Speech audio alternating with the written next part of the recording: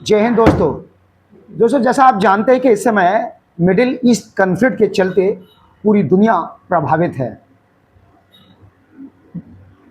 एक तरफ ईरान है जो झुकने को तैयार नहीं है, तो वहीं दूसरी तरफ यूएस प्रेसिडेंट डोनाल्ड ट्रंप लगातार कोई ना कोई ऐसी बात कह देते हैं जो पूरी दुनिया में वायरल हो जाती है और हास्यास्पद हो जाती है।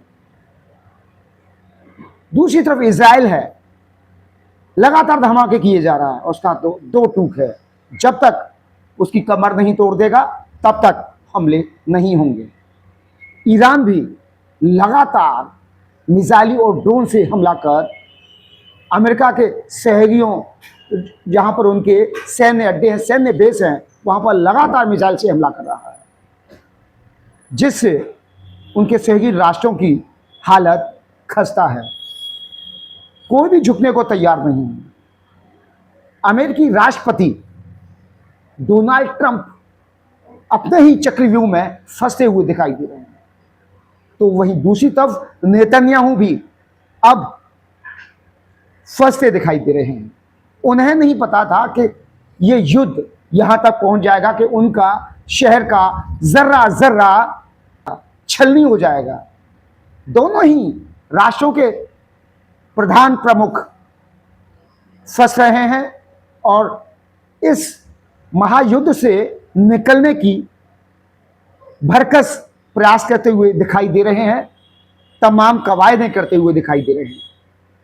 मुझे लगता है प्रधानमंत्री नेतन्याहू और यूएस प्रेसिडेंट डोनाल्ड ट्रंप को प्रधानमंत्री नरेंद्र मोदी से एक सीख लेनी चाहिए, और इनके साथ साथ पुतिन भी, रूस के राष्ट्रपति पुतिन भी आज तक यूक्रेन से युद्ध में फंसे पड़े हैं। ये तीनों ही राष्ट्राध्यक्ष अपने फंसाए हुए जाल में, ये इनका खुद का चक्रव्यूह था, लेकिन बुरी तरह फंस गए हैं, निकल नहीं पा रहे हैं। लेकिन वही प्रधानमंत्री नरेंद्र मोदी, जिन्होंने ऑपरेशन सिंदूर किया, 3-4 दिन चला, पाकिस्तान में त्राहिमाम मचा, आज तक उसी युद्ध को लेकर यूएस प्रेसिडेंट डोनाल्ड ट्रंप यह कहते हुए नहीं थमते कि युद्ध मेरे कारणों का, अन्यथा दोनों राष्ट्र बारूद के मुहाने पर पहुंच चुके थे और इसमें परमाणु धमकी भी दी जा रही थी, परमाणु युद्ध भी छिड़ सकता था, दोनों राष्ट्रों को भारी क्षति होती। लेकिन प्रधानमंत्री नरेंद्र मोदी एवं भारत की तरफ से यूएस प्रेसिडेंट के बयान को लेकर कोई भी टिप्पणी नहीं की गई है। जिस तरीके से ऑपरेशन सिंदूर ने भारतीय सैन्य टुकड़ियों ने, भारतीय एयरफोर्स ने, भारतीय थल सेना ने जिस जाबाजी के साथ, हौसले के साथ पाकिस्तान के अंदर प्रवेश कर, घुसकर उसके मंसूबों पर प्रहार किया है, उसके मंसूबों को चकनाचूर किया है, उनके तमाम हवाई अड्डों की पट्टिकाओं को, रनवे को तहस नहस किया है, तमाम बेसों को नेस्तनाबूद किया है, और वापस भारत बगैर किसी क्षति के वापस इस युद्ध से आ जाता है। यही है रणनीति। 4-5 दिन युद्ध चला, बर्बाद कर दिया पाकिस्तान को, और ऑपरेशन सिंदूर से भारत आसानी से बगैर किसी बड़े नुकसान के निकल आया।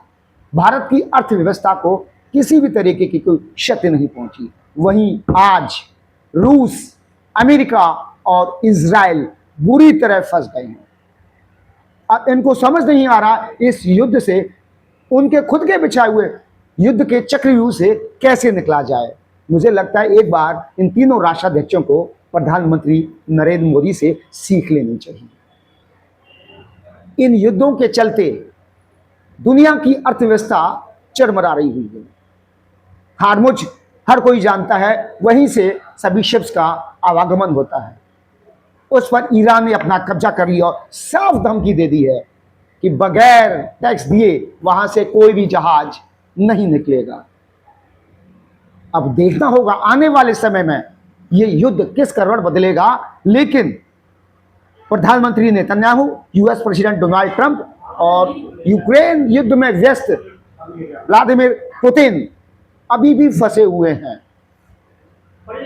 यूएस प्रेसिडेंट लगातार किसी न किसी राष्ट्राध्यक्ष के माध्यम से ईरान पर संदेश भेज रहे हैं, लेकिन ईरान अड़िग है और दो टूक उसने कह दिया, अगर आपने हमारी 5 मांगे मान ली तभी इस युद्ध पर विराम लगेगा, अन्यथा वह हर हाल में इस युद्ध को अंत पर ले जाकर मानेगा और किसी भी कीमत पर वो झुकेगा नहीं, ना ही अपने घुटने टेकेगा। इसके लिए चाहे उसे कोई भी कुर्बानी क्यों न देनी पड़े।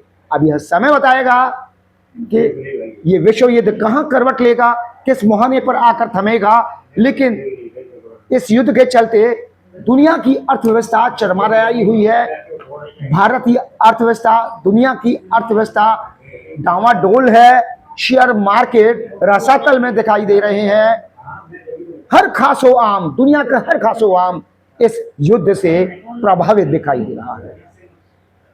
मुझे लगता है इन तीनों राष्ट्राध्यक्ष को, एक बार फिर उनका नाम बता रहा हूं, रूस के president Vladimir Putin, US president Donald Trump और इजराइल के प्रधानमंत्री नेतन्याहू को निश्चित तौर पर सीख लेनी चाहिए, उनसे कुछ सीखना चाहिए कि युद्ध से किस तरीके से बाहर निकला जाता है। आज के लिए इतना ही। अपने साथी सत्यन के साथ प्रदीप रावत।